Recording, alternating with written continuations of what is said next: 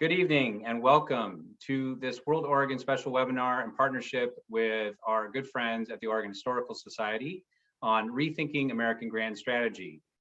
We are thrilled to be having this event tonight. I will do short introductions from our panelists in just a minute. First, just a couple words to the audience. For those of you who've been to World Oregon's webinars, and we've done several in partnership with the Oregon Historical Society in the past, just a reminder that as you probably got a little Zoom pop-up. This is being recorded. It will be posted on YouTube later for repeat viewing. All audience members have their audio and their video off. The only video or audio you'll hear or see is from World Oregon and our panelists. So just keep that in mind. We will be posting in the chat links to where you can buy the book, some of the reports that we're talking about, and other things of interest. We ask that you please post your questions in the Q&A. Really helps us to facilitate better incorporating audience questions if they're in the Q&A. So if you post them in the chat, we'll probably ask you to please go ahead and post them in the Q&A. So orient yourself with where the Q&A and the chat is, and that's a huge help to us as we manage audience interaction. These World Oregon webinars are free thanks to the support of our members and donors. Thanks to all of you who are members or recently participated in our WorldQuest annual fundraiser at the end of April, which was a big success, as well as those of you who are members and supporters of the Oregon Historical Society. We're partnering again for this event. In fact, the book that will be referenced is on sale in the Oregon Museum Store. You can reach out to them at museumstore@ohs.org. Before I mention a little bit more on this specific program, I want to just highlight some upcoming events. We have a little flurry of events before everyone breaks for summer break, and hope you can join us. On June 1st, we have an exciting event called Just Dessert, the international organization, and looking at chocolate and fighting illegal labor issues with some partners from Theo's Chocolate, along with the International Labor Organization, a UN agency. So that should be a fun one. That's on June 1st. June 3rd, we have a powerful stories and images called 7 Doors, looking at issues of immigration and detention with a number of people, including the photojournalist Greg Constantine and partners from Human Rights Watch. That's on June 3rd. On June 8th, we have the author Sam Kaplan, Seattleite, who's done a lot of work on trade and investment with international partners. His new book, Challenging China. And then the last big event we have before we hit mid-June is American Dreamer on June 10th, which is Tim Tran, is his story from Vietnam to Pacific University, and really an amazing life. So again, 4 really great events coming up. They're all free. You can register for all of them on our website, worldoregon.org. And now to tonight's program. Again, the program tonight is Rethinking American Grand Strategy, and we're thrilled to have as our main speaker tonight, Christopher McKnight Nichols, who many of you have heard before speak for us. He's on the board of OHS and teaches history at Oregon State University, where he's the director of the Center for Humanities. He's also founded the Citizenship and Crisis Initiative at OSU, and has done a lot of really interesting work on isolationism, internationalism, globalization. You probably have heard him here speaking on the pandemic of 1918 and lessons that we've learned or have failed to learn for the current pandemic that we're still fighting. Joining us after Chris speaks is Ambassador Mary Carlin Yates, who sits on our board of trustees. She is retired from the U.S. Department of State after over 30-year diplomatic career, focusing in 3 geographic areas: Asia, Africa, and Europe, including time as a special assistant to President Obama on the National Security Council. And she's done a lot of sort of the practical work that Chris talks about. And we thought it'd be really fun to have them interaction in conversation. She also sits on the board of the Atlantic Council, a prominent DC think tank. So Chris is gonna start us off, Mary's gonna join in, then the two of them will be in conversation, and then I will come in and we'll have some great questions from the audience. So get those questions ready. Without further ado, Chris. Great. Thank you very much, Derek. Thanks to Tim DeRoche and the terrific staff at World Oregon. And thanks so much to our partners at the Oregon Historical Society, Carrie Timchuk, Eliza Canty-Jones, and others. It's such a pleasure to be here as part of these two great cultural institutions in the Pacific Northwest and in Oregon, and in a place that values these kinds of interactions, the importance of ideas, confronting the difficult issues that face us in the present and understanding the deeper contexts that inform them. And for me, that's history, and that's what we'll be grappling with tonight. But there are lots of other contexts and narratives and ways to understand our current moment, and some of which you just heard, and I encourage you to go to those sessions too. So now I will share my screen so you can see some hopefully pretty compelling images as we walk through the history of US grand strategy. So here I am, a few titles and that sort of thing. Thanks to you all. So what we'll be doing in this session is I'm going to walk you through basically four things. I'll tell you about what's the history of US foreign relations broadly. I'll tell you a little bit about what is grand strategy. You may not know much about it or how to define it, but it's a buzzword. It's a term that we've all been hearing. It's in history, it's in political science, but it's also in marketing. It's also in ways that people talk about a wide variety of self-help even issues and ways to approach the world more strategically. So we'll think a little bit about that. And then third, we'll try to link the two. How does grand strategy fit into US history, US foreign relations history in particular? And where does it perhaps not fit so well? And then fourth, I want to talk a little bit, and hopefully our Q&A will get into more, exactly what are the stakes of talking about grand strategy? What are the stakes of rethinking American grand strategy? First, the book, a little bit about it at least. So I'm drawing on the insights from the book, but speaking for myself, this has been a bit of a labor of love, this project. What it encompasses is a wide variety of historians, some who are historian practitioners working in administrations, Republican and Democratic, but all practitioners of history or political science with advanced degrees, two of whom ran the Yale Grand Strategy program, which is kind of the preeminent institutional architecture for these projects. I'll talk a little bit about the conference that gave rise to this book. We held a conference in 2016 at Oregon State University, covered by C-SPAN and various media outlets, talking about the history of grand strategy and trying to rethink together what it means to put together a broad synthetic history of US grand strategy. And so I'll give you some insights from that, a few scoops from the project in the book.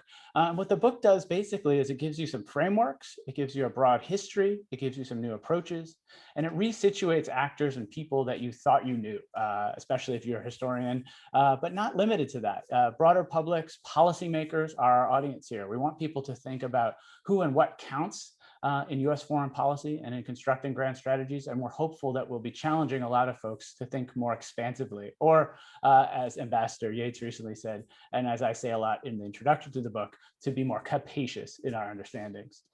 All right. So I want to start, and it will not surprise you all if you've thought at all before you came to this event.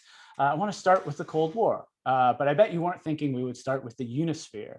Here we are, the Unisphere, Flushing, New York, 1964, kind of iconic image. I grew up in New York City. I'm a huge New York Mets fan. I've been to that site quite a few times. So the 64-65 New York World's Fair is in some ways a microcosm, and in other ways a way of epitomizing US Cold War projects writ large and writ small. Hailing itself as a universal and international exposition, the fair's main theme was peace through understanding.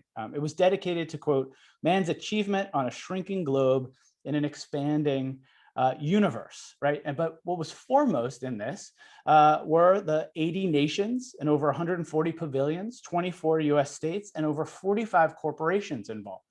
And as you think about US Cold War policy, as you think about the ways that the US sought to fight and win the Cold War, you can think in this moment about the Unisphere as a way of embodying the essence of a core set of grand strategies in this era. The interconnection of economic policy, cultural policy, hard power, that is the military, soft power, that is coercion through cultural processes and other elements, right? And so the fair is often noted by scholars and those who just think about it for a brief moment as you're looking at the image, as a showcase of mid-20th century American culture and technology. World's fairs came on the scene and particularly were important for the US starting in the late 19th century. Why? Because that was the period where the US rose to major commercial and military power. And by mid 20th century, by 1964-65, this Unisphere, this World's Fair in New York that brought in more than 50 million people, but aspirationally had hoped to bring in over 70, was this kind of a moment. So when you think about grand strategy, I encourage you to think about the Cold War. That's a good place to locate some of our analysis, some of our thinking. And here's another way of thinking about it. And here's one of the real challenges in constructing a history in this brief talk and in the book, even, which is much longer and more detailed, or in a course. One of the challenges of thinking about Cold War grand strategy is that we often fall in, as citizens, as scholars, as policymakers, we fall into kind of facile binaries, I call them. Easy, simplistic binaries that pit, as you see here, in an essay by Adlai Stevenson, the two-time Democratic challenger for the presidency in the early Cold War against Dwight Eisenhower, 1952 and 1956. You see this essay by him in 1949 in the New York Times, and this image here. The eagle, not the ostrich, is our national emblem. And here he's arguing about the challenge of a new isolationism and the ways in which the Republican hard right, folks like McCarthy, but also Robert Taft, were heralding some form of neo-isolationism that Stevenson didn't like. And so he argues in this piece, and you can see it vividly pictured here, right? The US emblem is this soaring eagle. Now, whether it's there to project power or to do good in the world, or to do both simultaneously, not reductively into a binary, is set in opposition to the ostrich, right, with its head in the sand. And I've worked on a lot of these concepts and these images in other kinds of projects. And of course, the key sort of problem here, the sophistry of this, is that the ostrich doesn't bury its head in the sand. An ostrich actually, to be defensive, gets down low in a crouch and kicks, and they're vicious at kicking. It's much more of a useful image or metaphor for the ways in which some of those who wanted the US to be a, quote, fortress America, like Herbert Hoover in that era, were actually articulating things. But by using the epithet of isolationism, people like Stevenson hope to tar their opponents. But the problem here, as we take a step back, is that if you're thinking about grand strategies, one challenge is that we tend to default into facile binaries, idealism versus realism, isolationism versus internationalism. So one of the things that our project tries to push back against is to push back against these simplistic binaries, the problems of binaries. The next step, as we think about it, and here you see an image from the conference on the side there, that was one of our banners for the conference, Rethinking Grand Strategy at OSU, is that then you also need to think about doctrines. If you know a bit about US history, if you know even more about foreign policy, you probably thought a little bit about doctrines. Doctrines fit uneasily, but do fit with kinds of grand strategies. They're not necessarily the same thing, but they can be, or they can be pieces of them. So foreign policy doctrines, you see here, the great archetypal example is the Monroe Doctrine, which I'll get to in a minute. But many presidents have sought doctrines, and this is something I hope to chat with Ambassador Yates about.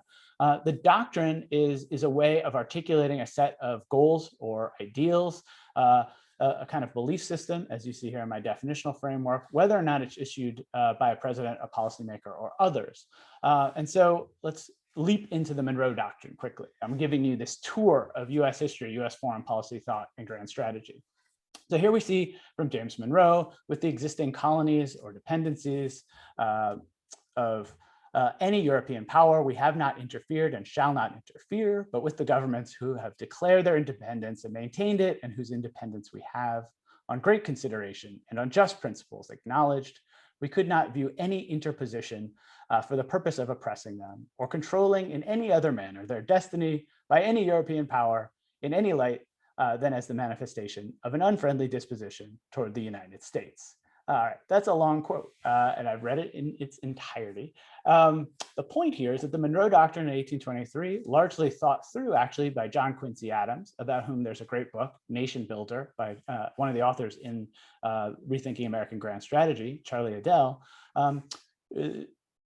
John Quincy Adams was someone who was hoping to shape a grand strategy for the US. And a piece of that grand strategy was the Monroe Doctrine, an argument that the US had a hemispheric fiat, not to rule the hemisphere, but to keep it safe. And as this quote suggests, to keep out future European colonialism. This is a kind of archetypal doctrine in US foreign policy, and it fits neatly with the kind of grand strategy of a weak republic as it was growing in the late 19th century. If you think about what folks like George Washington wanted in this era, one of the things that you can think about is that in his last year in office, George Washington was pretty embattled, and he yearned for a time when his nation would, quote, possess the strength of a giant and there will be none who can make us afraid. But in the first few years of the early republic, the key sort of grand strategic questions were about how to keep a weak United States from succumbing to all the enemies inside and outside of it. By the time you get to 1823, another generation later, you're starting to see with the Monroe Doctrine an expansion of that. And that's what I wanted to highlight for you all here in thinking about grand strategy, that there can be pieces of the puzzle. Now, you're probably more familiar with the late 20th century. An example of that would be how Cold War containment strategy, which we'll be talking about a little bit more, fit with the so-called Reagan doctrine of rollback. So selective areas where Reagan hoped to have the US intervene to roll back Soviet or communist expansionism. So there you can see two kinds of doctrines in very different eras with very different US power being applied grand strategically, you might argue. So here's another slide with a fair amount of text, I say with apologies. But as we think about then, as we make this transition to what is grand strategy, I wanted to highlight also that America's democratic system has given a kind of distinctive cast to its foreign policy. Political parties, for instance, in that era that I'm talking about, the founding era, really originated in debates over whether or not the US should have a treaty known as the Jay Treaty with Great Britain in 1794. And there's always been a kind of reciprocity and battle between domestic parties and partisans related to US foreign policy. So there's long been a kind of vision that so-called politics stopped at water's edge. But the reality, when you look at this history, is that domestic politics have often factored significantly in foreign policy. And one of the main things that we come up with in this book and that came out of our conference was that you can find numerous really important examples of the interconnection between domestic and international policy for the US, and that a good grand strategy, or at least one that has any chance of being successful, requires a focus on domestic factors. So here, as we think about, well, what is grand strategy? I wanted us to think together about definitions for a moment. Apologies, and also, you're welcome. I care a lot about definitions, and hopefully you do too. So if we're thinking about, okay, what is grand strategy? We argue in the book that scholars have spent a lot of time on this, but Basil Liddell Hart's definition up top, one that more or less defines things in terms of nation states and harder power or statecraft, has been the traditional way of moving forward. There's nothing wrong with that, but it's a bit limited. And so what we try to do in rethinking it is to stretch the boundaries. So, no simple, clear definition of grand strategy can ever be fully satisfactory, argued military historian Williamson Murray. And others have noted that it's, quote, hard to overestimate how much questions of definition bedevil contemporary studies of grand strategy. Well, we jumped right in. And so the definition that we've got in the book is basically, and that I've been long struggling with, and why this has been a labor of love for me, is to try to figure out a specific enough definition that it'll have some value, but then and value in terms of how we can actually have historical examples be part of it, but at the same time have it be sufficiently elastic that it can encompass a bit more. And so what you see here is a first stab, and we imagine we've been getting great feedback since the book's been out, but we imagine that there will be some quibbling with our definitions. So it's best understood as a holistic and interconnected system of power encompassing all aspects of society in pursuit of international goals based on the calculated relationship of means to ends. So if you take nothing else out of this, when you're thinking about what's a grand strategy, what makes a grand strategy, I'd argue that you need to begin with thinking about tactics and operations. And here's the famous way that scholars and theorists have put it. Tactics, argued Karl von Clausewitz, the famous military theorist, is the art of using troops in battle. Strategy is the art of using battles to win the war. And the argument we have in the book is that grand strategy is something bigger. It's a way of knowing.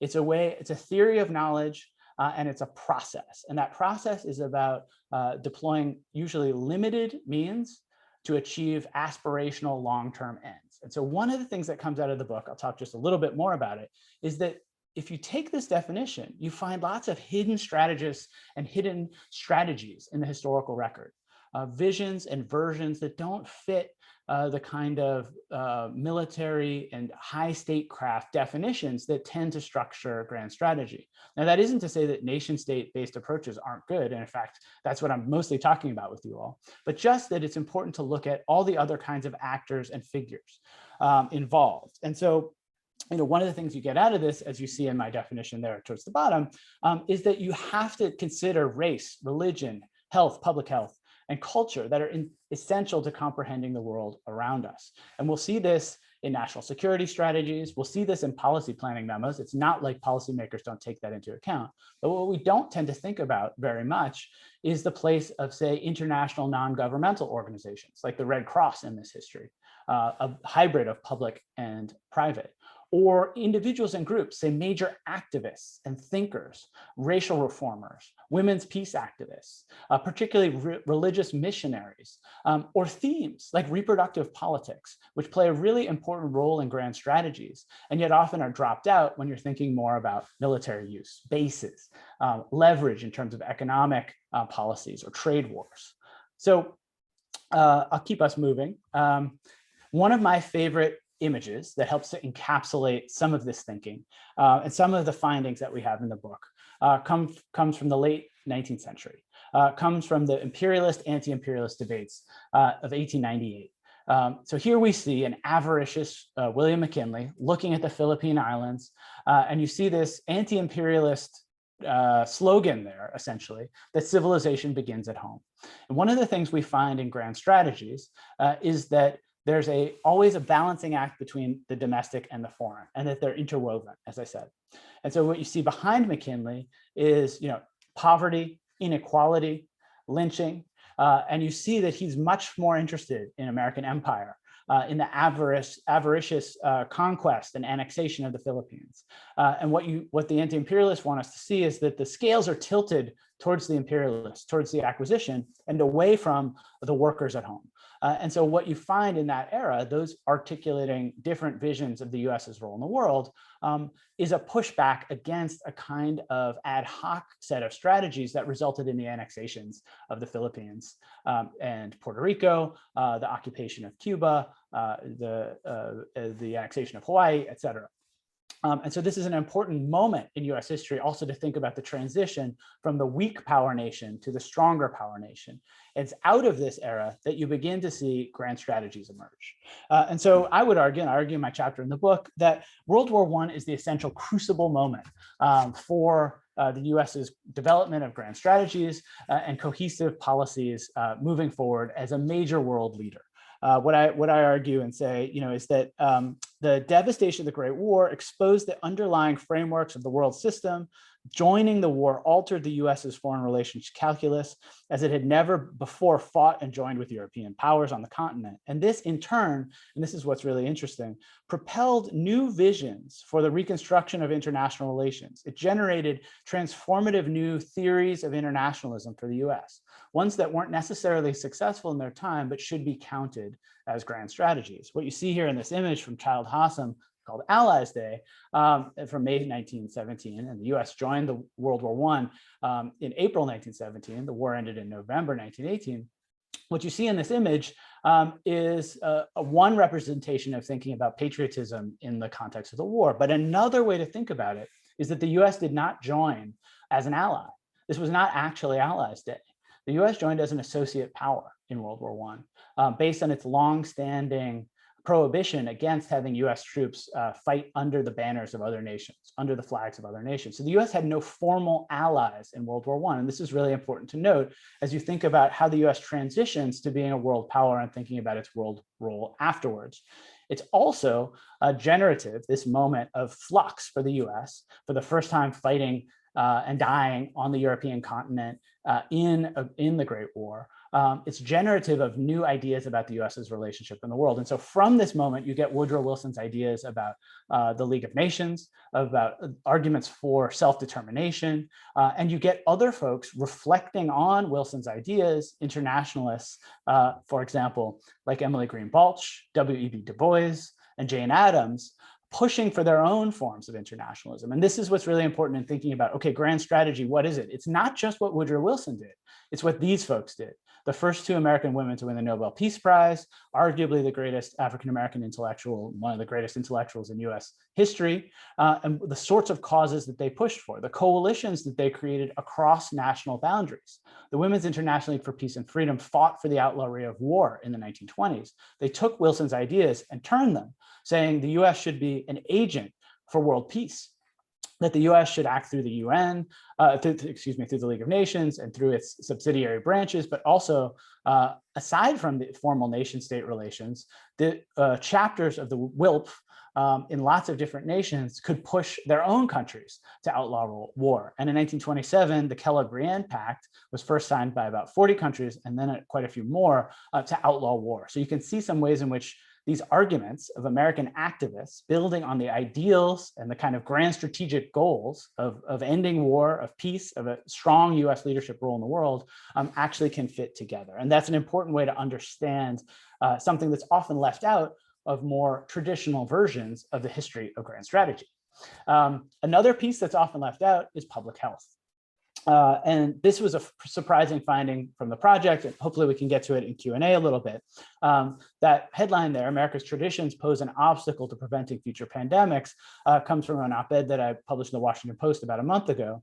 And one of the things that we think about in the project, and one of the things that comes out in several of the chapters, including my own, is that the 1918 flu pandemic was a moment, a crisis moment where the US and the world could have come up with more cohesive kinds of international agreement to prevent future pandemics. Coming out of the crisis of World War II, that was also an opportunity with refugee crises, famine, and outbreaks of disease. That was also a lost opportunity. And one of the historical lessons that we could talk a bit about, but that's important to note, is that in crises, peoples and groups have very often in the modern era, so say since the late 19th century, have often talked about banding together to solve these kinds of global problems that no one nation state, no matter how powerful, can deal with. And yet after the crises, very often we find in the historical record a kind of amnesia, or at least less willingness, less stomach to bear the costs, bear the burdens of those kinds of projects, which are often very hard to deal with the kind of global common good. But what I want to emphasize to you all today, as we get through sort of the middle of the talk, is the Cold War. If you want one archetypal grand strategy at the nation state level, pursued by policymakers, but also pursued by individual activists and non-governmental groups, it's the containment policy, articulated by George Kennan, the National Security Council Director of Planning, the architect of this. It's clear, he says, in this quote, the main element of any US policy toward the Soviet Union must be that of long-term, patient, but firm and vigilant containment of Russian expansive tendencies. You're probably familiar with some of this. So the policy of containment, by applying firm diplomatic, economic, and military, quote, counter pressure, the US could block Soviet aggression, could stop communist expansion. And it really is the archetype of grand strategy in international relations. If this doesn't count by our definition and by others, then we have a real problem thinking about this historically in a systematic way. Now, George Kennan started this in 1946 and 1947, but it takes off in popular culture, it takes off in popular thought, it takes off in the minds of policymakers in varied ways. One manifestation of this, if we're thinking now back to doctrines, as I said, is the Truman Doctrine of 1947. It's a kind of logic of threat assessment coming out of World War II. Now, let me take a step back. What's really interesting about this moment coming out of World War II is this is the heyday of the use of the term grand strategy. It really rises up in roughly 1936. You can see this in keyword searches. You can see this in reading and research. You can see this in newspapers. And its apex is sort of in the mid 40s into the late 40s. Now, why? Well, it really is important in Anglo-American discussions in trying to think about the threat of Nazism, of Japanese imperial aggression, of Italian fascism. And the ideas about grand strategy shape the peace. So you can find the term grand strategy being applied by Edwin Earl Mead, Mead Earl, excuse me, in his Princeton seminars, trying to come up with a path forward for the US that also includes some of the factors I've been talking about, cultural and economic ways for the US to shape the peace after World War II. So the policy planning for after the war actually was underway during the war. As my colleague and co-editor Liz Borgwart calls it, there was a new deal for the world being built in the course of the war itself. And that's when you see this proliferation of arguments and language about grand strategy. So here's a manifestation of it a few years later, the Truman Doctrine. So this, if you know a little bit about it, the Truman Doctrine in 1947 is the first time that the US committed to support free peoples in Europe. That the Truman Doctrine marked a new level of American commitment to the Cold War and to foreign policy. It sends both material aid and financial aid. And the support of free peoples who are resisting attempted subjugation is very clearly a move forward in terms of containment, stopping Soviet and communist expansionism. Even when it was highly selective, as you all likely know, sometimes this, like the binary of isolationism versus internationalism, lumping peoples and groups into the category of communism was often quite opportunistic, right, used by the US for its own ends. But in this moment, here you can see an image as this is happening, as this is being operationalized, it captures public attention. So one of the things that you see in containment as a grand strategy is that it's about articulating this broad set of ideals to a wide public. You can't have a grand strategy if people don't know about it. And it has to have various permutations, levels, tactics, and operations, as I said. So you can see that in the Truman Doctrine as a signature move. You can see that in the Marshall Plan as another example. You can see that in this kind of thinking, this catastrophizing, what happens if a series of communist maneuvers move forward in a particular way. You can see this in images meant to help the American public and foreign publics as well understand what it meant to aid American allies like Turkey or Greece, what that aid looked like. This is the same kind of American propaganda that you found during the war, in fact. So again, these are key constituent parts of grand strategy. Another piece of that is collective security. You can't take out the statecraft part, right? So the formation of NATO is the first in April 1949, is the first US peacetime military alliance. And the US, as I was noting in the context of World War I, had been anathema to joining these sorts of things. It had kept up that Washingtonian, Jeffersonian fear of entangling alliances. So the first US collective security agreement was with France to help win the Revolutionary War. And the second is with NATO in 1949, arguably to help win the Cold War. And here you can see then this expansion of the same kinds of maneuvers within a grand strategy. Here we're looking at NATO countries and Warsaw Pact countries when Warsaw Pact had opened up. And here we're also looking at the occupation zones of Berlin, right? And that Berlin was divided as this geographic signature way, spatial logic, if you will, of how grand strategy operated all the way down to the lowest level, even in incredibly inefficient ways, including the later building of the Berlin Wall to keep peoples and groups apart. And then finally, as we're thinking about this Cold War moment, the National Security Council 68. This is so if you were in my foreign policy classes, we'd spend a lot of time on this, but I'm just giving you a little overview. So this is kind of a move away from George Kennan's version of thinking about containment. His was more ideological and less military. His was more about the slow creep of Soviet expansionism being stopped so that the US and its allies and democratic nations could kind of win the Cold War through economic and ideological means. What happens when Paul Nitze and Secretary of State Dean Acheson are part of this process by 1950, and George Kennan is getting pushed out, is that there's a very different push. And containment now begins to look like, the containment doctrine, containment grand strategy now begins to look like something a bit different, something we know today, something Dwight Eisenhower derided as the military-industrial complex. It sets forward three basic options: preventative war, isolation, and a rapid military buildup. And like any policy planning document, as Derrick and Mary know well, sometimes some of those options are meant not to be followed. And in this case, the goal was to push forward with a rapid buildup of military policy.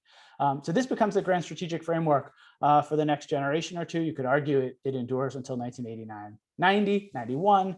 And so now I'll try to get us up to the present, wrap us up so we can have some more conversation. So we're thinking about the post-Cold War US global policing. Here we're tying together in these two images, and I'm wrapping us up with some political cartoons as we move through towards the current moment. So at the end of the Cold War, obviously that grand strategy was no longer needed. It arguably had been successful, or in the very least, it hadn't been unsuccessful, and key parts of it had worked out fairly well for the US. Here you see this connection between Teddy Roosevelt in 1901, kind of big stick diplomacy, and there George H.W. Bush and his own kind of big stick diplomacy of the New World Order, the first Iraq War, fighting in the Persian Gulf. So what are the connections here? Is a question that we asked at the conference. And a key piece of this, and a piece that I'm curious to know what my co-panelists have to say, is about this search for doctrines. And here you see an image, a great image. There's several terrific articles about Bill Clinton and the George Kennan sweepstakes. Bill Clinton wanted nothing more than to have his own doctrine. He winds up with the term. Warren Christopher, Secretary of State, and Madeleine Albright are in on this. But at the end of the day, it's an unwieldy term, democratic enlargement. So the push after 1993, when he comes into office, is to have a path forward that looks to support political values and freedoms, often through the expansion of economic values and freedoms. The idea embedded in this was that the US didn't have to be quite as much of a military power, that a new kind of doctrine might be to be a cultural and commercial force. And that was the push of this era. So did that amount to a grand strategy is an open question. You do certainly see a proliferation of doctrines after the end of the Cold War. The Bush Doctrine, so this is the doctrine of preemption that appeared in the National Security Strategy of 2002, 2003. And then you can also think about the ways in which presidents have pronounced things. And here's this sort of joke up to the Barack Obama administration of trying to push back against fossil fuel and Mideast oil as a driver of US foreign policy. Or you can see here as well in this cartoon, the Obama administration seeking to find terminology for interventions in an era when you don't have those facile binaries that are quite as obvious, or at least he didn't want to accept them, right? He didn't want to say there's us and them in terms of terrorism in the way that George Bush had. So these are key pieces. Does it matter then, is this open question for us in the book and the project, where do the doctrines match with grand strategies? And the question for us as we're getting to our own conversation here is about, Pax Americana, what the US was helping the world with and what was not as visible in that, right? The ways in which US hegemony and power were problematic. For figures like Donald Trump, for instance, he would argue that it wasn't useful, that the US was a dupe, right? That the US wasn't getting what it needed out of these relations, particularly those that came out of World War II, right? That had supported the US's power in the world, economic, military, and otherwise. Yet you can see other figures on the American left, for instance, who've pushed over the years to say that the US was shouldering too much of that burden at the expense, not so much of its own citizens, although that was part of it, but just as much at the expense of other citizens. So calling the Pax Americana a problematic imperialism, right? And so trying to manage that in the post-Cold War period has become very unwieldy for Americans. And so this is, I would argue, why we've seen so many books in the last 2 decades about grand strategy. The US is searching for grand strategy, a way to articulate its values, a way to understand the meaning of America as embedded in foreign policy. But often it hasn't looked back to this history, the history that domestic issues are so important for foreign policy, the history that there's a lot more to grand strategy than statecraft and military power. So back around to our definitions. Grand strategy in the historical record we find in the book has often included non-state actors, social movements, domestic forces beyond the usual scope of foreign policy, and individuals and groups that aren't involved in formal statecraft. And so I'll conclude by bringing in one of my favorite quotes about the book. We were really pleased to hear this, that Anne Marie Slaughter, former director of policy planning in the US State Department, working with Hillary Clinton, professor at Princeton, president and CEO of New America, argued when she read the book that she'd never seen the words grand strategy and global health in the same sentence. much less an exploration of race and grand strategy, even though there's been so much work on this subject. And so what we're so heartened by about this conversation and being a part of it is that we're pushing policymakers and thinkers and regular citizens to start to think about grand strategy and global health, to start to think about grand strategy and women's rights, to start to think about grand strategy and race. So I will leave it at that for now. Thank you very much. Wow. Thanks, Chris. That's probably enough for me to contemplate for the rest of my life. Thank you. Thank you very much. Also, I just want to say thanks for putting that conference together at Oregon State, and then for taking the time and trouble, you and your fellow authors, of doing this book. And you know, you're really the erudite academic, and here I am, this simple practitioner, and I literally mean that, you know. So I've functioned with strategy on the grassroots level, and I just want to make a few comments on process from that level, and then we can have a few questions. But, you know, I sort of learned through my 3-decade career the importance of strategy as applied to foreign policy. I wasn't lucky enough to have a professor like you, even though I just had a crash course tonight. And I think probably most of the strategies I ever worked on would never have been considered grand strategies. They were, you know, on too granular a level. And then the one that might have risen to that level, the 2010 National Security Strategy of Obama, I learned by reading your introduction that you didn't think Obama had a grand strategy. So now we'll check that one off too.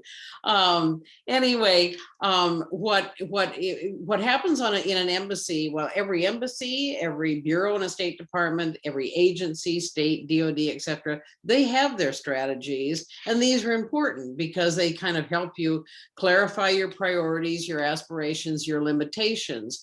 And so, and I can say from the real grassroots level of going into an embassy where there's a 5-year strategy, I would know it was, you know, on trend to being implemented. And so you knew that someone else had decided ends, ways, and means, and you start checking, have we done this? Should we do this? Do we need this? And then you get ready to do the next strategy. So I did that for 25 years. And then I fortunately had 4 years with the US military. And that was a totally different exposure to strategy because they're thinking of national security, not through the foreign policy, but actual national security. So first, the 2 years with the European Command, where it was a very mature command, and I would sit as foreign policy advisor in strategy meetings, and I was always impressed, and I learned a tremendous amount. And then the 2 years I had when we had to form, we were asked by the DOD, big DOD, to form a new command dedicated to Africa, the Africa Command, and that took strategic thinking on a totally different level. But none of this was grand strategy, as Professor Chris just educated us. But I was then, from that military assignment, because of General Jones asking me to come to the White House and work on the national security strategy of 2010. And it was a daunting assignment, you know, and the first thing you needed to do was begin to understand and channel the person for whom you worked, the President of the United States, to understand what his grand strategy or his strategic thinking was. And so I was reading his early speeches as candidate and policy papers. But the good news was that when I got to the White House in June of 2009, the team there had already done what they called a policy review. And I just think how interesting. This is exactly what President Biden and his team are doing now. I read, for example, just before President Moon visited last week from Korea, that they had completed the North Korean policy review, and then you decide which direction you're going. So when I get there in 2009, there's a matrix of what the Bush Doctrine was and what they were trying to do policy-wise, then comments by the interagency national security team, then the aspirations of President Obama. So this was all my big puzzle that I was supposed to help put together. Fortunately, I got to work with people like Samantha Power, and I reported to Ben Rhodes, whom you write about in your introduction as well. So it made that part a little bit easier. But one thing I did on my own is I decided I want to look at all the past national security strategies, you know, to put this in a framework. And I found in that big executive office building, the Eisenhower Executive Office Building, a little garret library up there that was just beautiful, So I got copies of all the national security strategies. I laid out the table of contents on a big table, and big surprise, our basic aspirations, our values, our goals from the first one in 1987, this was, mandated by Goldwater Nichols, the first one, they've been very similar. So in a sense, it relieves you and it makes you think, well, you are part of a continuity and something grander as a strategy for America. I just needed to have had your history class before I did that work. Anyway, the one connection I want to make back to on that strategy, because it goes to Ben Rhodes' title of his book, The World as It Is. And that strategy, we had the two parts. We juxtaposed the world as it is, because remember, the world was a mess. It was 2008-9 coming out of the worst economic recession, and the world that we seek. So this is where we are, and this is where we want to go in 4 years or beyond.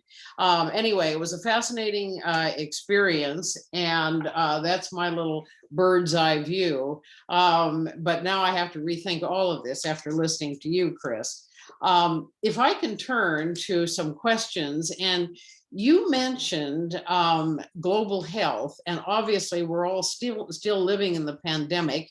And I thought the chapter by Bradley and Taylor, the one about PEPFAR, and because of course I was on the continent through much of the implementation of PEPFAR, the AIDS initiative, and many people, the people who write in your book talk about it being a possible grand strategy and one of Bush's greatest accomplishments. So help me, Chris, think about who would do a grand strategy for the next epidemic. I don't think it's going to be WHO. Who could do this, and how does it get framed? That's a great question. That's certainly the question of our moment. Thanks for your comments. Now I want to spend a few more hours talking about the national security strategy of 2010 with you, but we don't have that kind of time. Maybe next time. One impediment, so historically, I think we need to take a step back and think about how the US has responded. And that's something I was hinting at in the talk, to these kinds of crises and global public health moments. So after World War I, the Health Organization of the League of Nations was formed. It was supposed to coordinate, in fact, for infectious diseases. They were very worried about malaria and leprosy, and do big picture thinking about stuff like drug development, standardization, and exchange across borders, things that we actually care a lot about right now if you think about vaccine diplomacy. And what the US unfortunately did was there were nationalists and isolationists in Congress who fought against the League of Nations, and so the U.S. Senate didn't ratify it, and rejected having American diplomats be formally part of any of those or pieces of the League of Nations Health Organization. So interestingly, the League of Nations Health Organization did great work in Latin America without the US. So a Pan-American impulse for coordinating public health happens in the 20s and 30s, but with absent the US. So that's one of the things I would argue we should not do, right? We should not replicate that old American tradition of going it alone, epitomized in some ways by Donald Trump, but he's a symptom, not a cause of that. It goes much farther back. And this also happened after World War II, in fact. Even though there was this Cold War planning, this post-war planning that I talked about, when the WHO was established, the US literally didn't have a seat at the table because it didn't want to be bound by the WHO. You could argue that one of the reasons you're dismissive of the WHO now is the long legacy of the US not having been as involved from the very start as it arguably ought to have been. There's a famous anecdote we talk about in the book, I've talked about elsewhere. It's a Soviet diplomat who actually says, hey, the US has to have a seat here, a formal seat, and have a vote for the WHO. And that's astonishing in 1948, 1949. So who should be doing this? Well, one of the things that I think is really promising is that there's been this call for a pandemic treaty now. And what I was suggesting is, if you look at human history, certainly you look at US and world history, having nations start their planning together cooperatively in the midst of a crisis is far better than waiting for after it. I want the pandemic to be over as soon as possible. I know you do too, and our whole audience does. But that said, this planning should really be happening now. And you can see it aborting in the Biden administration. Another piece of that puzzle too, which we only just touched on, is that domestic international set of issues. Or you can look at one of the reasons I talked about the Unisphere was that was a moment where American corporations were key players in American foreign policy. So how can US-led multinationals be part of vaccine diplomacy moving forward? Can the US incentivize that? Sure, with funds, but also, with other structures and support resources. The US military is arguably the best logistics company in the world. Well, they're free to us, essentially. We should get them out there and deploy them for this, right? There are a lot of ways that you can think about operationalizing US formal power and then all the other structures of government, structures of society. And that's what we're talking about when we talk about just a good strategy. It doesn't have to be grand. Grand is what presidents aspire to, but us regular citizens can be happy with just a very functional public health strategy to overcome the pandemic. I have lots of other thoughts on this, but maybe we should chat about a few other things as well. Absolutely. Derrick, do you want to ask a question, or would you like me to take another one? Thanks, Mary. Yes, I'll jump in. Fascinating discussion, and I got a good question, I think, from one of our audience members that can pivot off. Christopher, you're talking about the opposition to the Versailles Treaty in Congress, for instance. Question from the audience: does grand strategy require congressional support?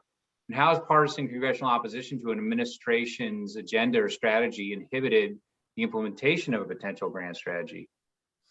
Yeah, so that's there's no clear consensus on that. So the one thing that's interesting about much of the historical work on grand strategies over time is that it looks at different nation states. So there's a great essay in a Paul Kennedy volume from the early 90s by Condoleezza Rice on Soviet grand strategy. And one of the things she argues in that piece is that is a question. She argues the question: are autocratic forms of government better at grand strategy because they don't have as much as many fractures within their nation state? They don't have the kinds of partisan rifts that we see in US foreign policy today. They're not as driven necessarily by a kind of elite architecture of foreign policy. That's usually what we practitioners talk about, right? Elites tend to care more about this stuff than regular Joes. Now, I think history suggests that a lot of foreign policy comes from the grassroots level, and that's been overplayed. But that said, in US history, it's very clear that if you want to think about what a grand strategy at the nation state level is all about, it's really not about short term. It's about sweeping long-term aspirational ends. And if you think that way, it needs to transcend administrations in the way that Ambassador Yates was just saying, right? And so one of the challenges of our current moment in particular is that we've just had an administration that arguably for the first time kind of put a spike in the rails of US foreign policy. Now, you can argue that there have been large deviations in different administrations based on different geopolitical conditions.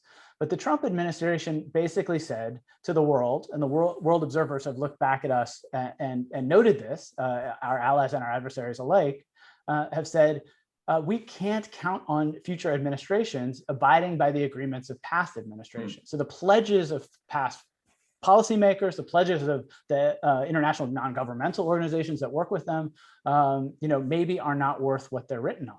That's a huge challenge to continuity of US foreign policy, and it utterly undermines the main definitional framework or the actual just concrete aspirations of grand strategy. How do you win the Cold War if you can't count on the next administration abiding by at least most of those policies? So, back around to that core question, if you're thinking about your basic US history kind of survey of congressional politics in the last half of the 20th century, it's often said that there was a bipartisan consensus on the Cold War.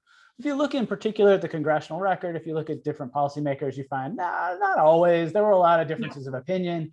But at the end of the day, they did default to that first level question that I said. It's a problem of binaries. And when it is just binaries, and that cultural sort of consensus is there, right? Those images that I was showing, actually those concerns that divide parties also help to create bridges. So at the end of the day, it's not like the US is going to ally with communist Cuba against communist China. That's just off the table. It's not possible in the framework or logic, as one theorist would call it, the intellectual architecture of grand strategy. You can't conceive of that in there. It doesn't fit. Even as there's disagreement on peace versus war, or hot or cold wars, or proxy wars, or preemptive nuclear strategy, there's a whole lot of differences in the era, right?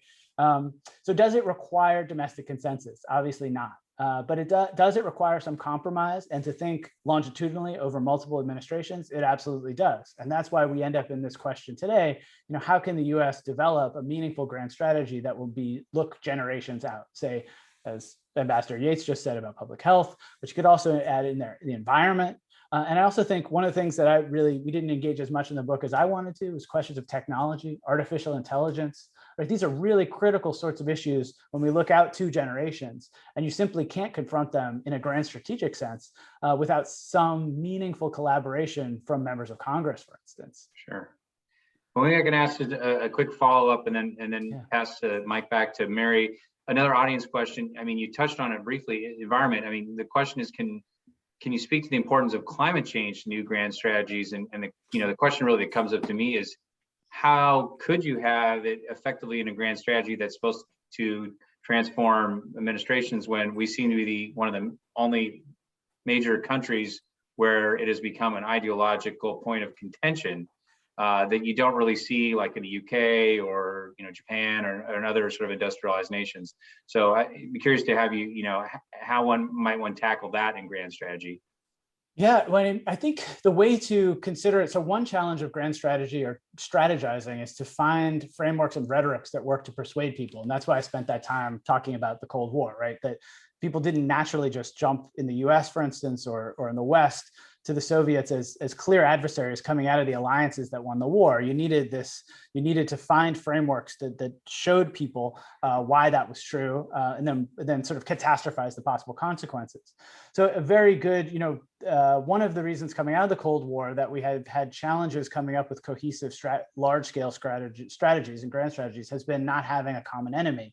I think the rhetoric there is pretty clear about climate change, that it is a global problem, like viruses, like pathogens that know no borders. And if we don't find global solutions, that common enemy will win, right? So you need to find a kind of wartime or arguably patriotic, right, language to say people need to sacrifice in service of that. There's a great chapter in the book actually about catastrophic humanitarianism, about disastrous grand strategy by a scholar at the University of South Florida named Julia Irwin, and it pertains to this. And I actually flagged it thinking we might have a question on this.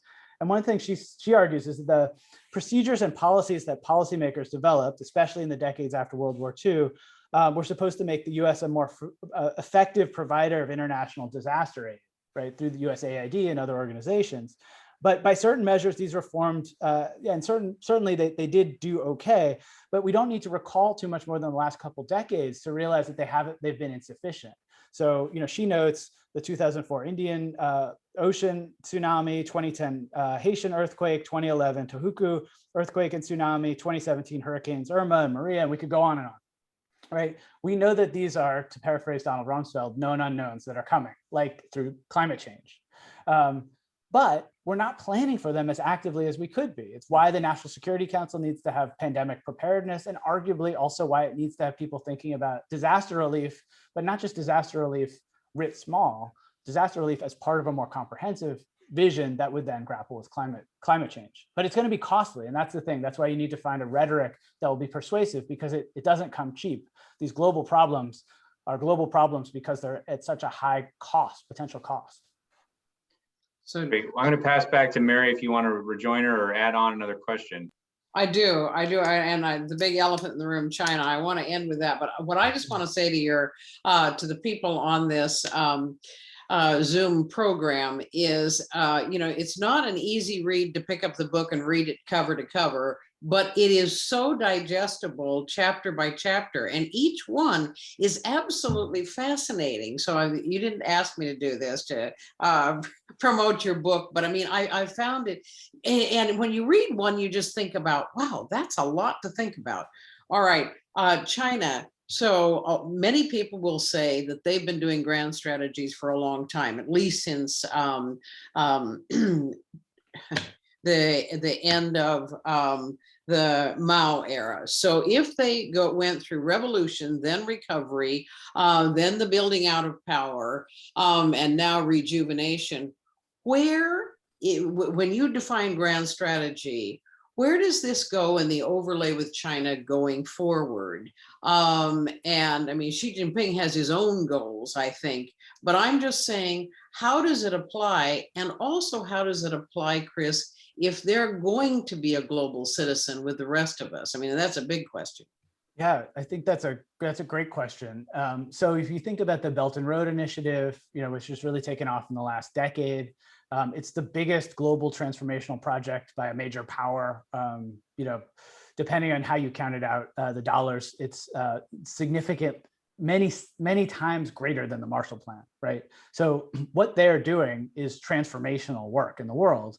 If you want to be a naysayer and see this as a glass half full, their grand strategy in great power competition version and view, right? The argument is that this is getting China enmeshed in lots of other places on their own terms, and that they're not likely to be just as much of world citizens in the way that the West or the US would want, say protecting human rights, or really even if you look at how Belt and Road often operates, it's Chinese companies and Chinese workers coming in and out, building their own small villages and towns, right? It's not very much about infrastructure that significantly helps people on the ground. Now, you could go the other direction and say this is precisely what happened to the US in the 20th century. As the US's our empire, if you want, or informal empire, if you prefer, set of connections through corporations and bases expanded, the US became more and more embedded in other countries, and suddenly it had rights and responsibilities in those places. And you could argue glass half full, that this pulls them in sort of by the centrifugal force to have more of a commitment to the global commons, global public good. So I'm just painting both sides of the picture. I tend to side with, not so much with those who see China's rise over several generations, and certainly very recently, as a U.S. leadership threat in the same way that some do, but more. I side with Thomas Christensen, Yan Zhuitong, who who's a Chinese scholar, other folks in foreign service who argue that the real challenge is about dissuading China from taking sort of regional military action, right? Keeping them out of the hard power pursuits of grand strategy, arguably, or minimizing those interactions and those tensions. And this would be an interesting debate. We could spend an hour getting into it. I bet we agree mostly, while eliciting global cooperation, right? So that's the essence of your question. What are the mechanisms that will do that? It strikes me that one is that they're being forced to do that by dint of their operations through Belt and Road. How do you pull back from that as fully as they might want to? I don't think that they can. But then the second thing is about recognizing these global threats and partnering genuinely. And this gets to your first question. So how can the US, perhaps not operating through the WHO or using the WHO in a more robust fashion, really address the next global pathogen? It has to be working hand in glove with China, right? It has to be. It can't be this antagonism about the Wuhan lab and lies about it, or and that sort of thing. It has to be through cooperation. And I would imagine that if you could find 2 or 3 areas where the US and China could collaborate in that way and bring in large partners like the EU, suddenly it looks very different from great power competition. It looks a lot more like, as some of my colleagues like to say, the Anglo-American rise in the late 19th century and early 20th century.